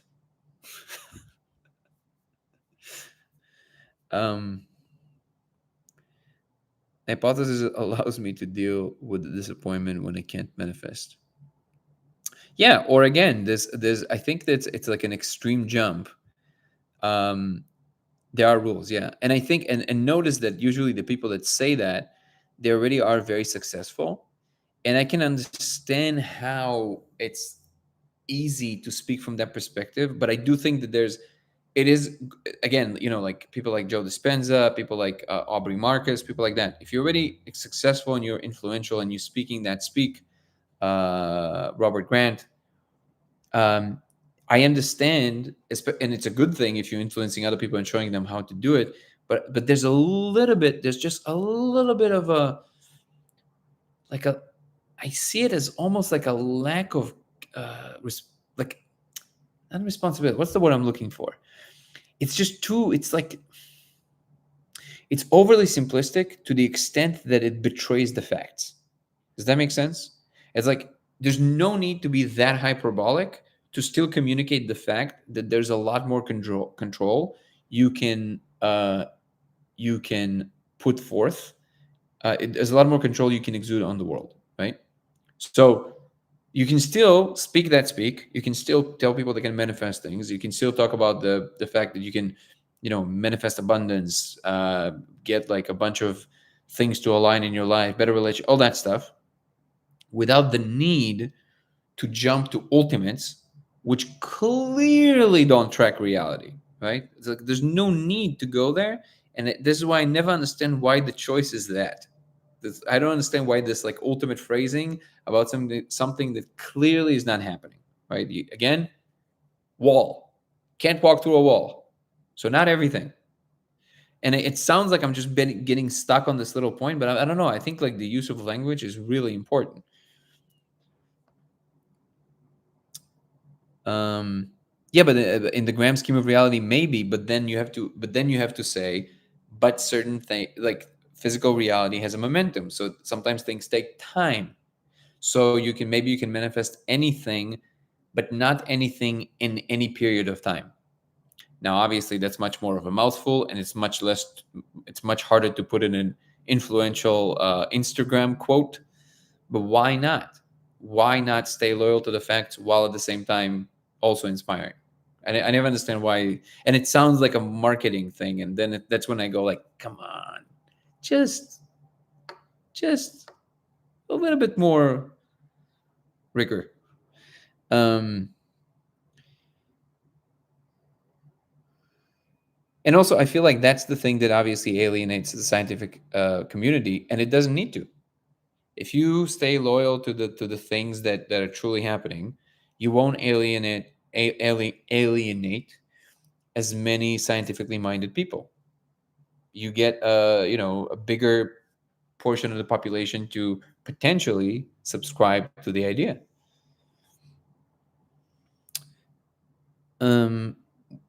We are always subject to the laws of this game, gravity, etc. There you go. See, I love that. Do you think that what happens here in this simulation is important in the grand scheme of reality? Yes and no. I hate that answer. I'm with you. Bear with me. Yes and no in the following sense. Because you're here, it is. If you wouldn't be here, wouldn't matter at all. Does that make sense? That's how I feel. And that was one of the realizations I've had in the space. And when I had it, the space itself or the beings in the space or whatever, they kind of turned to me and went like, you got it. Because you're here, definitely, it's an integral part of what's going on. But if you wouldn't be here, it would not matter at all. Stubbornly persistent illusion. See, I don't know if I agree with that woke slogans, because, and I know we're all here, uh, we're all here about the slogans and stuff, and we are here for entertainment too. So I fully enjoy the commentary, but to the degree that you meant the slogan seriously, I would disagree with the fact that the illusion part is not it's not a relevant term, because illusion implies you can overcome the illusion and then act out of a place where you don't see the illusion, right? Now, there are persistent illusions, like visual illusions, that you can kind of overcome if you pay more attention, but there are visual illusions that you cannot overcome because they're just there. However, you have like other senses to interact with the thing and then finding out, oh, it is an illusion, right? But for all intents and purposes, as long as you're here in this space, saying that the separation is an illusion is not doing anything to remedy the situation. Like, as long as you're not in the state of full awareness of the one, you can say it's an illusion, but it isn't. You do feel like a separate self most of the time, right? And then you're acting out of that place. So I feel like it does the opposite. When people insist, like, don't worry, it's all an illusion, it almost makes people feel worse, because if they can't break that illusion, now they feel even worse about themselves. Like, what do you mean, like, other people can and I can't? Oh, I'm even a worse of a person than I thought I was. It actually makes the opposite happen. And um and I don't even know necessarily if being aware of being the one necessarily makes things better for you, because from what I saw, if you do it in the wrong pace and you go too fast, very often you can create a very strong disturbance in your field. And I've seen it multiple times now. I mentioned this earlier in the chat. I've seen people spin out of control, like straight up, like ended up in a psych ward. Like, people just go into like mental breakdowns and they go into psychotic breaks. And it almost happened to someone very close to me, and like right in front of me. It was insane. It was the scariest thing I've ever seen. When you enter these spaces too fast and understand the grandiosity of things without a certain frame to look at it from, I don't think it helps you manifest anything. It just sends you out of whack, right? So, and I always say that the divine would not act that way. The divine will always act from, again, how do I know, right? But my perception is that the divine would act in a way that meets you where you are and would gradually lift you without you feeling any change, and you would constantly rise. What would be the need for this jarring jump, this disturbance in the field, from the perspective of a thing that is all love and knowledge? Why would that be important? Yeah, that's at least the way that I see it. What a great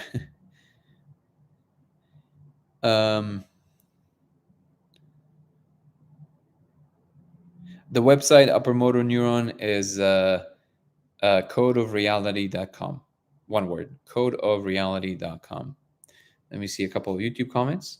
Fabs, I love the handle, says, some people on the UFO subreddit have speculated that the alien autopsy video is real. Well, of course they did. It's what they live for. I rewatched it, and it reminded me of you, because they were looking at some of the alleged parts of the UFO, and the parts and symbols and remind me of what you described. Are you not? So maybe there's something. I thank you, Fabs, for thinking of me first of all, and thank you for coming and sharing. Question for you.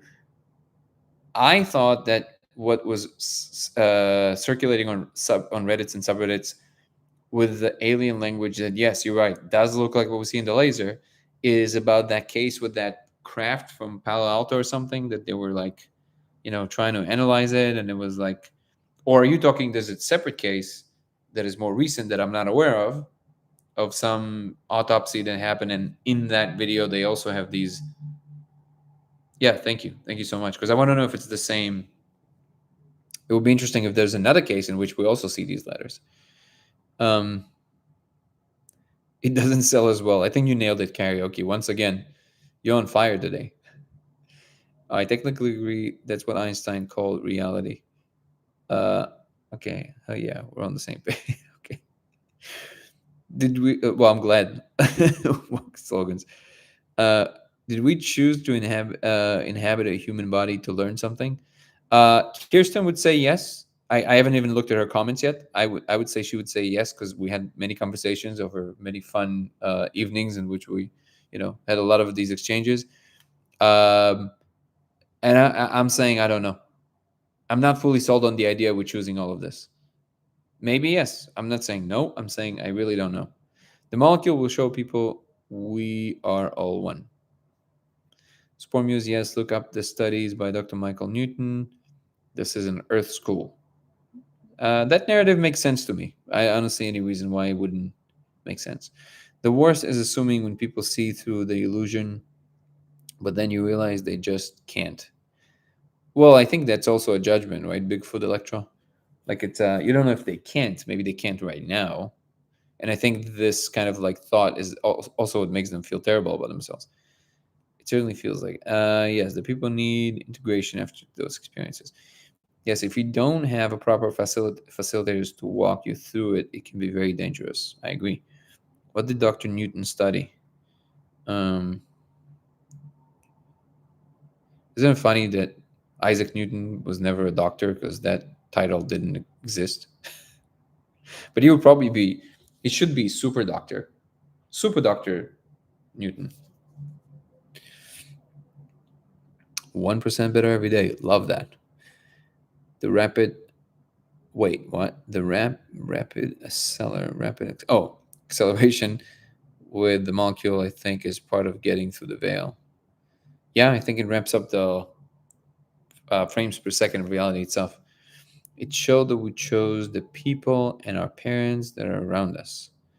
So yeah, like I said, Kirsten is of the mind that it is the case that we are choosing. Again, I'm not resisting it. I'm just saying I'm not sure. And she's not alone. A lot of, pretty known people in the space are saying that. I have to take their word for it, but my experience is that I'm not 100% sold that it's that simple. Hey, Screndink. I am in California, yes. It seems like he's referencing the autopsy from many, many decades ago. We'll look it up. I think he just pulled it up. Let's see. No, I'm not in England. I'm in California. Why did you think I was in England? I'm not. I'm not against being in England. I just wonder why. Roswell? I don't remember any alien language from Roswell. That's an old story. That's really the story that kind of started the whole UFO thing. Let's see, alien language. It doesn't look real to me, the Roswell incident, like the whole autopsy thing. But if you can share, Fabs, if you can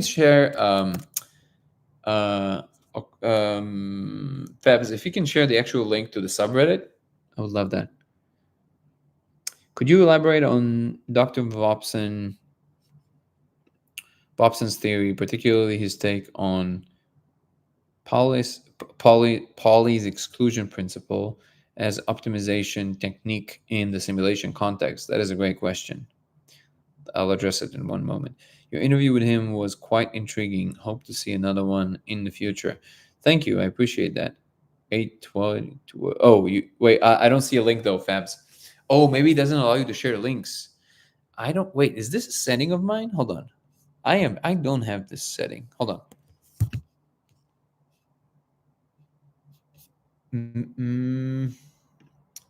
Oi.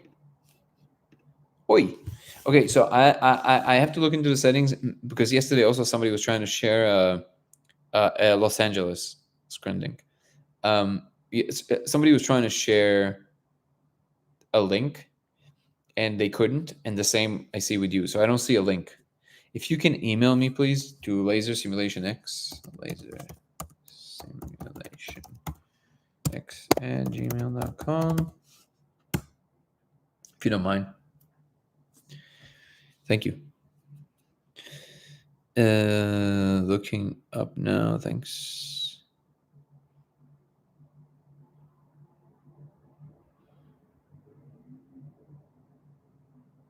Let's see. Wait, looking who up? I want to look him up. who we're looking. Thank you, Kirsten.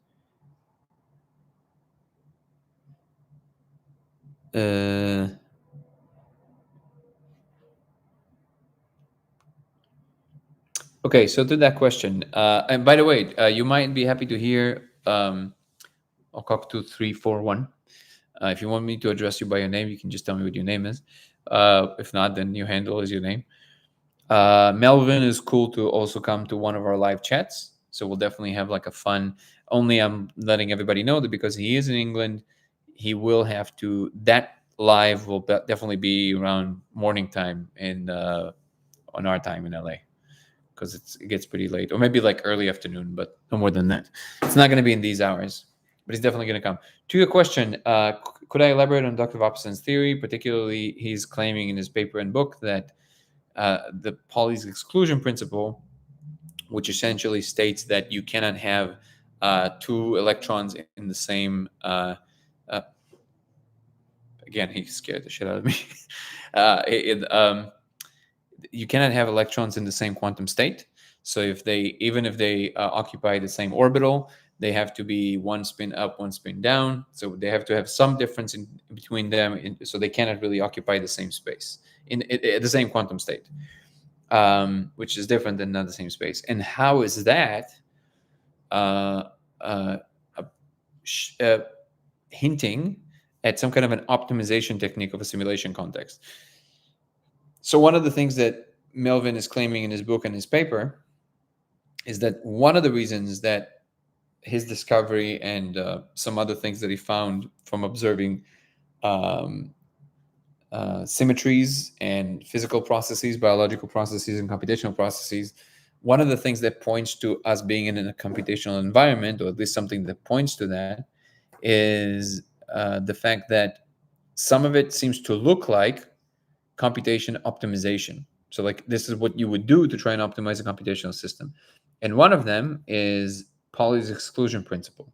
Now, I actually don't recall exactly the point that he's making about Pauli's exclusion principle as being one of these optimization, because I remember the differentiation is something that that's what it is then. Okay. So there you go. So one of the claims that he makes in the book, again in the paper, is that when you're running a computational system, one of the important things is the differentiation between the types of what would be the equivalent of the occupying quantum states in a computational system. See, I have to brush up on my Vopson facts. I don't remember, so I don't want to lie.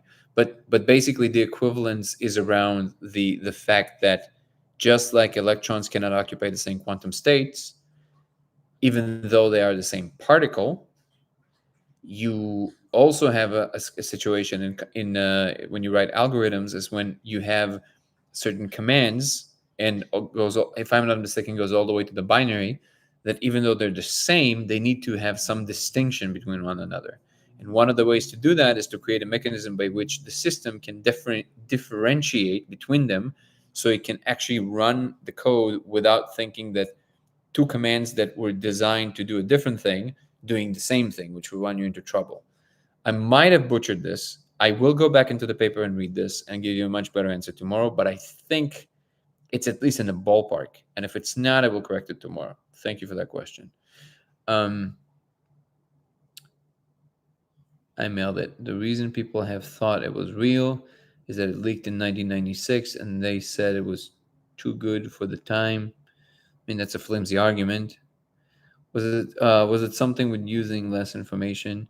No. I think those are two separate arguments of his case. But let me verify it tomorrow. Verify it and then tell you tomorrow. Okay. It can be a fun refresher just to reread this paper. Thank you for that question. I'm actually going to put it on my to-do list. Reread. Reread Vopson's paper. Thank you. There we go. On my list. The worst is assuming when people see through the illusion, but then I read this already. By the way, just so you know, that whatever you think is the worst, It's never the worst. It's whatever you thought it was, plus stubbing your toe in the middle of the night.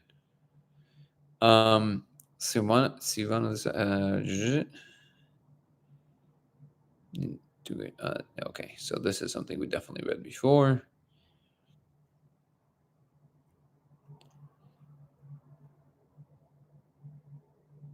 It shows. Okay. Okay. I really have no idea why it keeps jumping like this. It just jumps back up, and I don't know where we were. I met you before, but you did not look the same. Well, distant fires, we all change over time, I would assume.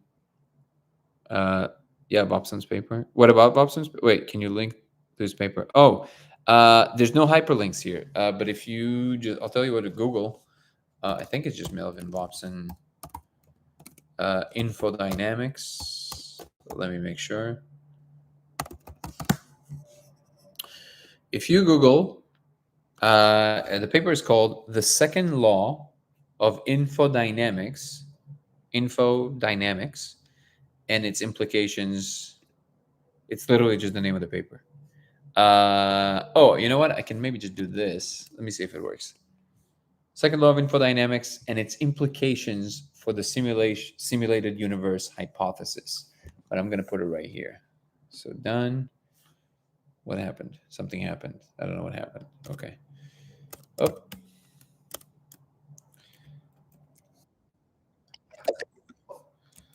Bobby Lee. So this is I can put the thing here on YouTube. Let me see if it allows me to paste here as well. But you're going to have to obviously copy paste this because there's no hyperlinks here, which is stupid. I mean, they're just making it convoluted for people, but maybe it works. Distant Fire, would love to know who you are. If we met before, especially if we met in person, how are you? And it'd be great to know who you are. The Pauli exclusion is due to a need for particle transfer to be asymmetric, i.e., unambiguous, just like you were talking about programming, I think. Yeah, I think that's along the line, the argument, but I want to remember the exact technicalities. Thank you, Woken Slogans. Woken Slogans basically allows for multiple instances of the same program instead of running separate entities. Yeah, it sounds about right, but I think he makes another distinction that is much more technical. Might be wrong. I don't remember which argument was in the book and which argument was in the paper. And in the book, he goes much more in depth about both the equations and the process that he actually went through to get to these things. So, and in that description of the process, he is mentioning a couple more nuanced points that I remember were important, but for the life of me, I cannot remember what they were. So I'm going to reread the paper and then tell you what are the relevant points. One of the central arguments, actually, that I found to be the most compelling is the fact that that the second law of infodynamics itself is ubiquitous across physical, biological, and computational systems, which are the three main things that can drive everything in our world, because you cannot describe anything in this world that is not either computational, physical, or biological. And basically what he discovered is that you can show that there's what you would want from a really good computational system is the fact that when a process asymptotes itself towards the perfect version of itself according to the environment that it finds itself in, which would be relevant to the laws of physics in some universal unfolding of a set of laws. And it's absolutely true of biological systems. For example, cockroaches and sharks, I think, they kind of reach the local minima of the perfection for their environment. They're like the perfect thing. That's why they were around for so long. Sharks were around since the dinosaurs, I think. I think alligators maybe too. I don't remember exactly. But there are creatures that reach this local minima. And what you discover is that it actually goes as an opposite trend to what we know about the law of thermodynamics, which is the fact that things are always becoming more and more chaotic and not the other way around in the universe overall. And in informational systems, when you look at the information that is aggregating throughout physical, biological, and computational systems, you have the opposite effect of the entropy of information. And what is the entropy of information is a very technical argument that he utilizes from Shannon's information theory. So it's not his original ideas. And he shows that because it's so pervasive across all systems, it would make sense that it would be based on some kind of a prior thought that was, and then some kind of a code that was injected into the system to allow it to do that. So things that just don't just keep evolving beyond the point of what they need to be for that particular environment. I think I might have added this last part because it was a thought I had when I was reading it, but the first part of the argument works. I do want to mention that the last guest I had on my Dango Thoughts podcast, Dr. Lev Levitin, was kind of like a really known, scientist in that field. He wrote some seminal papers in the 70s, also related to the relationship between quantum information and regular information, and how quantum computation arises from how regular computation arises from quantum computation. And he read the paper and he said, I'm not quite getting to the bottom of why he thinks this is unique, just to be fair, because it's essentially everything that is just a logical deduction from Shannon's information theory. And I just told him, well, from what I discern, it's because he's essentially, well, even though it may be obvious to you, but nobody ever wrote a paper to specifically say, here's what this might mean, and this is where the innovation came from. So just like in everything in science, you always have kind of like, it's constantly these checks and balances of all the different smart people trying to police each other. And that's what a peer review is essentially.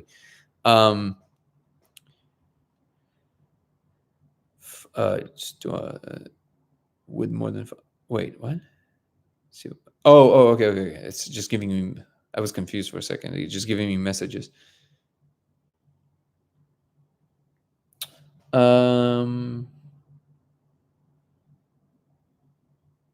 Things start to order themselves again, like crystallization, etc. What are you referring to, Fabs? When you're saying things start to order themselves again, like crystallization, etc., what do you mean by that, and to what are you referring? Just the crystals, they're not really. Oh, I just meant to in relation to entropy. No, so entropy works the same. What he discovered is that when you look at the informational content, which is different than looking at the physical manifestation of something, you see that there's the entropy always decreases and never increases. So it either stays the same in an enclosed system, obviously, just like with entropy, or it decreases. So it always asymptotes towards zero. And he found this with the coronavirus because we had so much data on it in such a short period of time. And then he found it in, like, when you analyze how hard drives work, and how you analyze just computers in general, if I'm not mistaken. He also looked at symmetries to analyze some of the stuff in nature, which was an interesting argument, because you see the same element happening in symmetries. And we know that the world has at bottom has to have something to do with like symmetries. It's probably the fundamental thing. I see. And the idea is that it's to avoid overload the simulation. Exactly. So it doesn't basically run amok. You nailed it. Yeah. But that's a particular process you would do with computation if you're trying to design the best system, is his claim. And by the way, just at least in the case of crystals, what is happening there is that essentially it's a symmetry break. So you have a material that is following the same symmetric structure of whatever is at the bottom of space-time, and whatever the laws of physics are symmetric to. In other words, the even distribution of a particular pattern in nature itself. The reason it's called a symmetry break is because you essentially break the symmetry and then you go into only one side of the repetition. And that's what you see manifesting physically as a crystal, because it's a repeating pattern. So even though it's a little confusing because it seems like, what do you mean? Like the crystals are symmetric?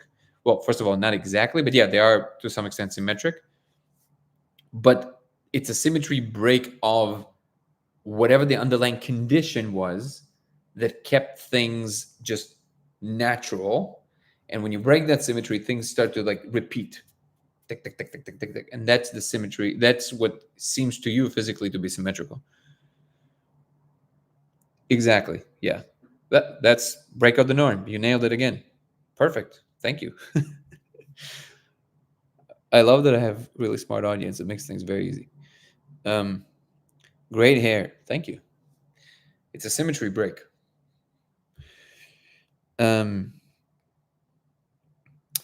So the information becomes less organized. So we get glitches. This is what, no, the opposite. Information becomes more organized. It becomes more settled in, so with entropy with when we talk about the universe, the entropy increases. So more mess in a very simple language. With when you look at the information system, it does the opposite of that. It becomes more ordered as time goes by. It finds a local minima, which is basically the kind of, if you have a saddle, the bottom of the saddle is the local minima. It's the closest place where something can rest, and that's essentially what the information seems to be doing. Oh yeah, of course, Kirsten. Why are you apologizing? This is why we're talking about this. Yeah, it's the opposite. It's the information becomes more and more orderly in relationship to the environment it finds itself in. So it becomes more and more perfect for that particular environment. And I would claim that also this is David Deutsch's point in the beginning of Infinity, which is that things like us are different in that sense, that we constantly dance on this line where we don't necessarily try to reach a local minima. We don't just settle where it's the most comfortable. We constantly dance perfectly of the line between of what effective chaos would be. So like it's not where chaos, which is a technical term, is completely just like doing whatever, to the extent where it's our system is basically trying to dance on this line of chaotic structure that also gives rise to new structures, and we're utilizing these new structures. And how the symmetry violation creates a phenomenon. Oh, well, thank you. Also, just so you know, most of the stuff that you would hear from me, obviously, they're like super oversimplifications. So if you actually want to, and I have to say this because I think it's super important. If anything that I said piques your curiosity, please either use ChatGPT or YouTube or something to go deeper into the subject, because when you get into the nitty gritty of this, of the details of anything, you discover that the truth is never like sentence long. Like you have to kind of understand what the nuances of what's going on. So I always, encourage people to actually investigate for themselves. And very often you might actually find a lot more than even the person who heard it from understood, which is the value of all of us looking into things by ourselves. So would that imply that entropy lowers over time? Yes, in informational system, yes. Leads to the question of what caused the initial burst of disorder entropy. That is a great question. The beginning of the universe, according to some models. How do you think Zipf's law could relate to Thompson's theory and the simulation? For me, it seems like the more a word represents, the more information it holds. So anybody who not familiar, and Okok 2341, you will correct me if I'm getting it wrong, because I, can't always remember everything exactly. But if I remember correctly, Zipf's law is the fact that the most used words in a language, they also tend to be the shortest one. Is that what it is? Well, I'm really happy, Kirsten. It makes me happy. That's what we're here for. Okok 2341.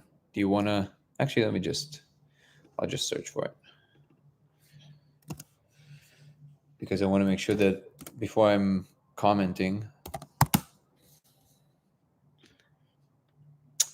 Empirically, law of often holds approximation when a list of measured values is sorted in discrete order. Oh, okay, got it. So it's about values in general, actually. People apply it to language, but it actually works in general about frequency of appearance of something, of a period of a sort. In fact, let me see. I actually didn't know that part. That's very important. Frequency, perfect. Zipf's law.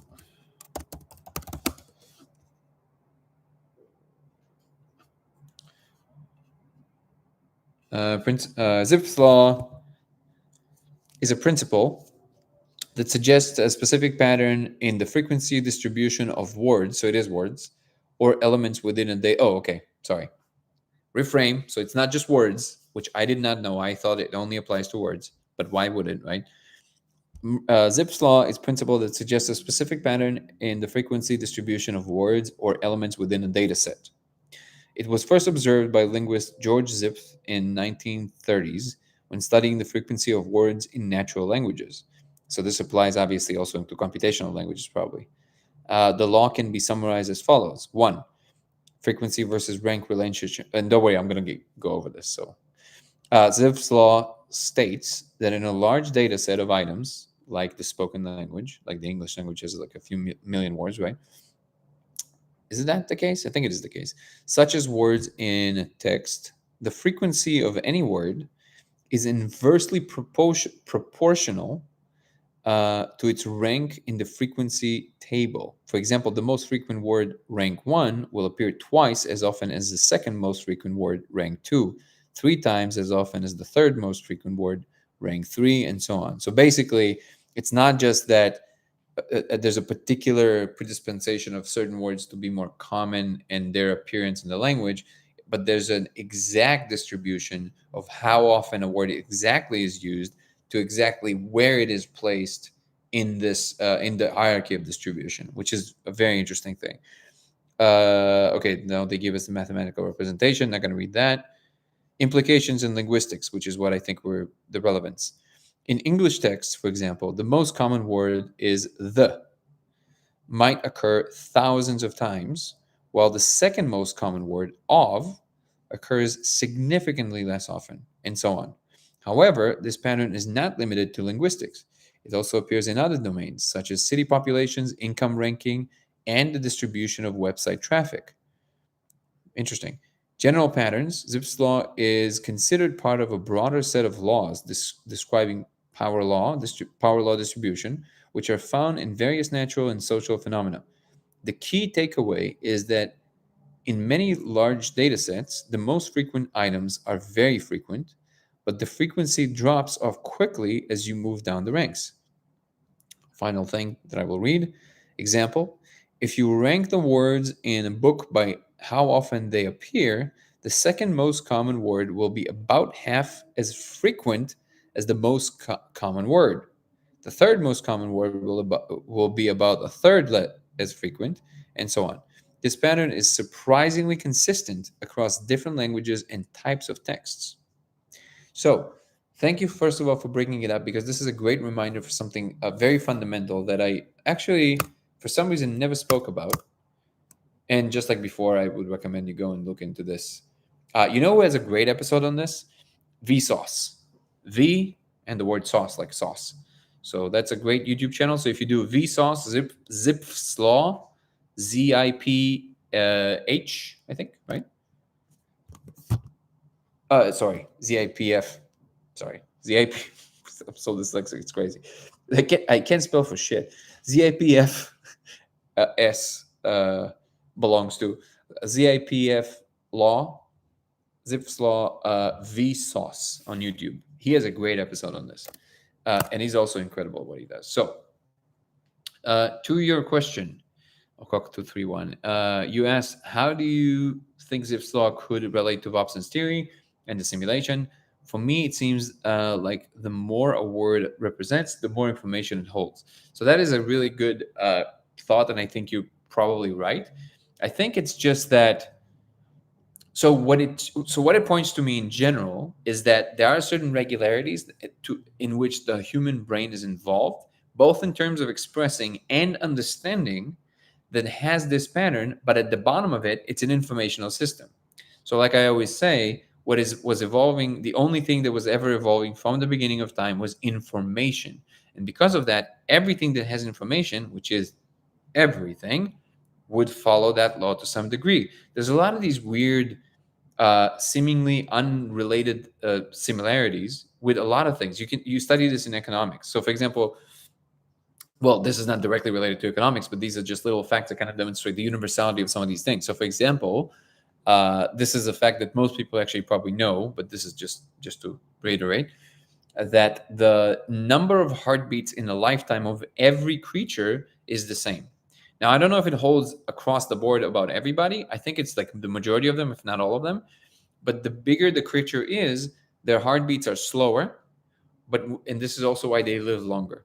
So if you compare the number of heartbeats of a whale and the number of heartbeats of a mouse, they're the same in a lifetime on average. But the whale obviously lives a lot longer. I don't remember the numbers now, how long each one of them lives. You can look it up. But the whale lives obviously a lot longer than a mouse, but they have the same heartbeat, and the same holds for us and for everybody. So it's almost like something is set in nature in general about that number of heartbeats, right? And you can get extravagant with this and very, theoretical, and you can talk about morphic fields, and maybe we're entering a new stage of evolution and new morphic fields that allow for more heartbeats, and therefore we're all going to live longer. Possible. But at the moment, this regularity is very strange and nobody really knows how to explain it, aside from the idea that obviously there's something fundamental in nature that follows this kind of trajectory. But there's other more interesting, let's see if I remember any of them. There's some very interesting relationships that I remember Eric Weinstein was talking about, which is that dude, let me see if I can remember. So there was something about this distribution of a city. Okay, I gotta go. I don't want to just make things up. There was something so I don't remember if it was this, and probably wasn't, but I'm gonna give you an example that I'm emphasizing probably not true, but this example would encapsulate the type of weirdness that this kind of relationship that he was talking about had. Okay, so again, what I'm saying right now might most likely is not true, but I remember that the relationship was similarly odd. Okay, so the fake example I'm giving is that something about, for example, the difference in the ratios between the size of a whale and its heart is the same difference between the ratio between a country, a state, and the size of the capital of the state. Again, this is probably a fake example. There was something like that, something with cities and with the operation of an organism, and some key relationships that seem to map on one, basically. And nature is filled with these like weird. So one thing I can tell you for sure, there's a whole book about it, and there's actually quite a few. But so, for example, there's the weird efficacy of certain theoretical physics frameworks that is very relevant to the way that the stock market works. So the way that the stock market fluctuates, there's something about certain informational patterns that coming from string theory and in the adjacent physics theories that can actually do a lot of work and help you and analyze a market, which is really strange. And this is not just theoretical. The most, if I'm not mistaken, till this day, the most successful hedge fund company in the world. Let me see if I remember. Don't remember right now, but it started by Jim Simons. So Jim Simons was a physicist. He's one of the most brilliant minds to ever walk the face of the planet. And he contributed something to string theory, and then he dropped off the physics community because he went into finance, and he utilized a lot of his tools to actually study the stock market. And in fact, this company, I'll remember it in a moment if somebody's not going to put it in the chat. They never lost money. As far as I know, they never lost money. Now, he obviously is not the head of the company anymore, but he's pretty old. But Renaissance Technologies. Yes. Renaissance Technologies, if I'm not mistaken. Here's the interesting part. He never hired a finance guy ever. He only hired mathematicians and physicists his whole life. And they never lost money. Not once. If I know correctly, they never lost money. So there's a lot of these like weird relationships that seem to be, and again, you can see it with simple things like the Game of Life of Conway, right? Like what is it that causes these very advanced seeming structures to just appear out of nowhere because of four simple rules. It doesn't make any sense. Let's see. And in the context of Watson's theory, I mean, I think the connection is pretty clear. You have a similar, like you have a, if you have a universe that is fundamentally computational, whatever structures it's going to give rise to will follow certain computational regularities. One of them would be a certain period of frequency, both in expression, which would come through a lot of things, and data sets. Basically, when you analyze them, you can see the patterns you see in them. They're basically expressions of the frequency of something appearing, like a word, a number, or anything else that the data set is made out of. And these ultimately map onto appearances in the world, both in expressions of people saying certain words or typing them in. These are physical expressions of some sort. And that is the connection between why the physical world would have a certain frequency of appearances of things and something that seems to only need to be applied, that seems that it would only be applied to something inside the computational world. It's almost like the computational world seems like it spills out into the physical expression. I don't know if this is confusing. Feel free to tell me if this is confusing. This could hint to something with regards to information flow in the universe with quite interesting. Yeah, absolutely. Mr. Z, what a handle. But women have faster, women have faster and live longer. Women's heartbeats are faster? I don't know if that's true. Are you implying they're more nervous? Maybe it's true. I don't know. Let's just turn this into a sexist conversation. It's going to be great. So that relationship is not strict. Is that true, by the way? I don't know if that's true. I gotta go. Thanks for answering my questions. Thank you, Fabs. I appreciate you. But women live. Okay, you already said that. Somebody once said that women live longer than us because they drive us crazy. This is gonna progressively make more and more sexist comments. It's gonna be great. Heart rate. Maybe, yeah. I'm gonna check it out. I don't know if that's true. I gotta look into it. Women don't even have a heart, man, or woman. Mr. Z, I would assume you're a man. But nowadays you can't know anymore. Exactly. See, also, like, what is a woman? Are you talking about like the women with beards or the women without the beards? Which ones? I think truly, I think on TikTok we're gonna be banned because of this. I'm not even kidding. This is the most offensive thing to TikTok ever, I think.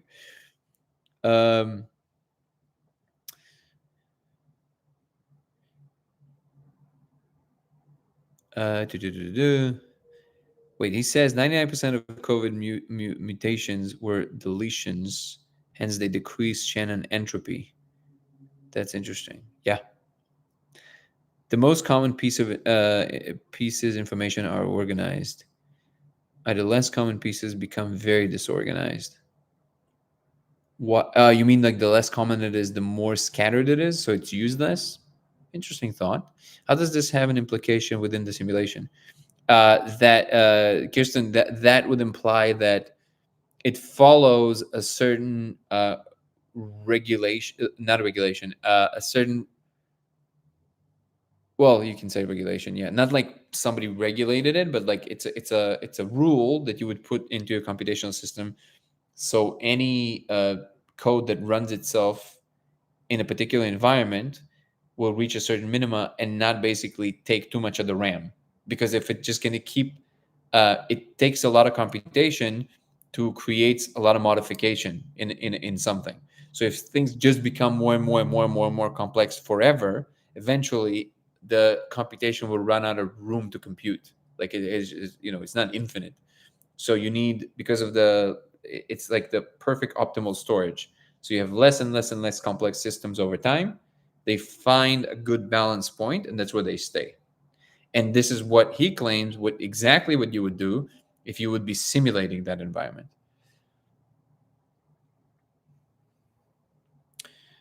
Why do you think the laser interference pattern is needed to see the core? If you agree that is, I agree that is the code of reality, and I don't know. That's the honest answer. I have no idea. I think it has something to do with coherent light. I think the how concrete and sharp it is required a coherent light. That's why you can't see it with regular light.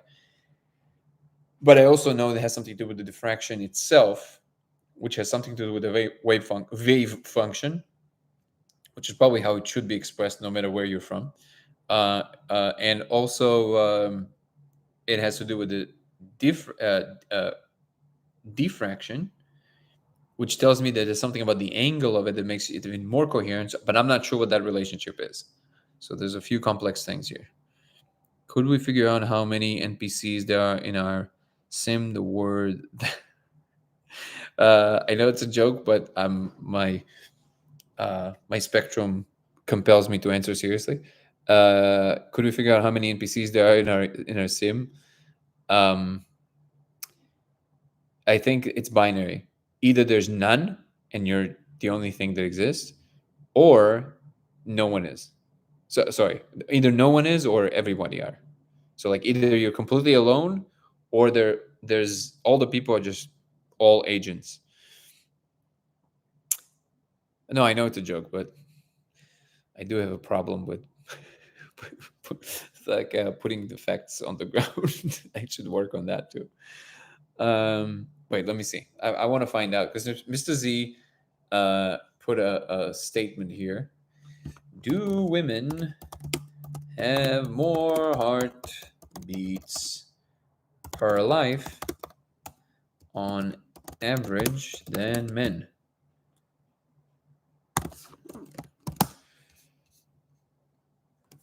Says the FBI are on their way. On average, women tend to have slightly more heartbeats per lifetime than men because women typically have slightly higher resting heart rate comparing to men, which is mainly due to their smaller heart size requiring more beats to pump the same amount of blood. However, this difference is usually not significant enough to drastically impact lifespan calculations. I think that's the answer. I think it's not significant enough.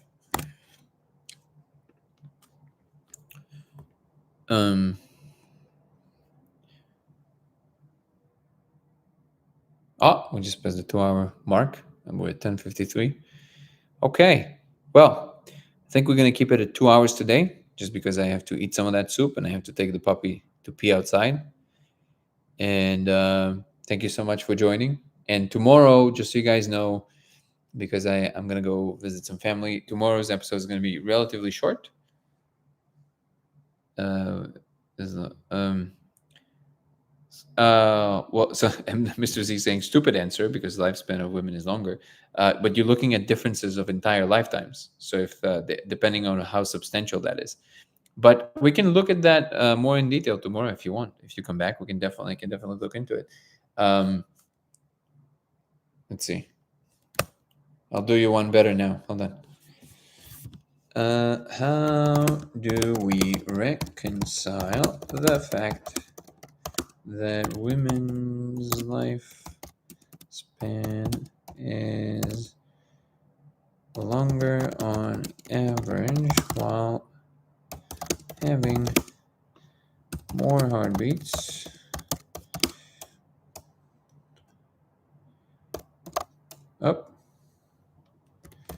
than men in the context of the seeming regularity in nature in which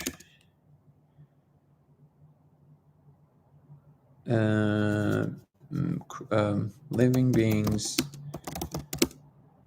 have about the same number of heartbeats per life. Let's see.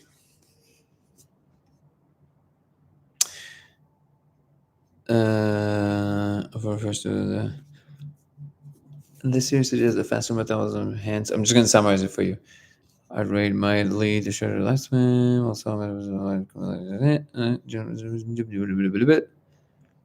Okay. Complexity of lifespan determinants. Lifespan is influenced by many factors, not just heart rate, genetics, lifestyle, heart rate differences. On average, women have slightly higher resting rate than men, but the difference is typically small. Women also tend to have smaller hearts than men, which can result in a higher heart rate to maintain the same cardiac output, which is the main real reason that is saying here. However, this doesn't necessarily lead to a significant difference in total heartbeats over a lifetime. That probably is your answer. Efficiency, and don't forget that we don't even really know what is this regularity that causes that, right? So that would be the theoretical framework of why that is would allow you to address this question. The human body is highly resilient, and the heart is capable of adapting to various conditions. Women cardiovascular system might be more efficient or have protective mechanisms that help them withstand the effects of more frequent heartbeats. So women are more resilient. There's another answer. Additionally, the slight difference in heart rate is likely offset by other physiological factors to contribute to longevity. Um, like they don't have women nagging at them. I'm just gonna keep throwing sexist comments for no reason. I don't even believe this is just funny because I know it makes some people upset. Rate of living theory limitation. The rate of living theory is more of a general trend observed across species rather than a strict rule. For example, while small animals like mice have fast heart rates and short lifespans, and larger animals like elephants have slower heart rates and longer lifespans, this pattern doesn't apply universally. Humans, for instance, have a much longer lifespan than many other animals with similar heart rates. Other biological factors, hormone differences such as protective effects of estrogen, differences in fat distribution, immune system functions, and even social and behavioral factors can contribute to women living longer despite having slightly more heartbeats over the lifespan. I think they just called women fat. I think that's what happened. In conclusion, while the rate of living theory provides an interesting perspective, it doesn't fully account for the complexities of human biology. The fact that women generally live longer despite having more heartbeats highlights the multifaceted nature of aging and lifespan, which involves a delicate balance of many physiological, genetics, and environmental factors. Well, I'm satisfied. Are you satisfied? Let's see. Would be great to see Anthony Peaks on a podcast. Who is Anthony Peak? Anthony Peak. Who is he? What does he do?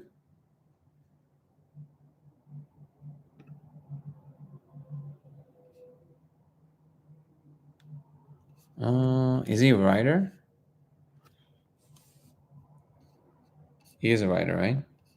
I'll look into it. I'm totally down to invite more people that people might be interested in. So thank you for that. Oi. Oi. Oi, mighty. Mr. Z is saying if resting heart rate is faster, they must produce more heartbeats over many decades. Again, you're looking at a very, very tiny sliver of the actual thing that influences it. And the biggest takeaway I would say is again, this is a regularity that is more of a like a very broad generalization, and we don't really know what even causes it. What is the actual reason for it? It might have a very straightforward explanation, and it's not even that mysterious. We just don't know truly.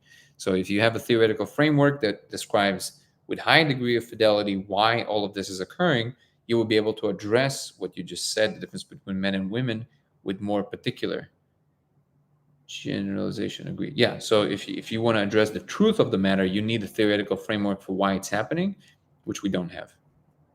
That's the short answer. Okay. And good night, everybody. I'll have my laser materials tomorrow. Maybe I'll have some results by tomorrow's show. Amazing. Thank you, everybody. Much love. Love you all. See you tomorrow. Peace and love.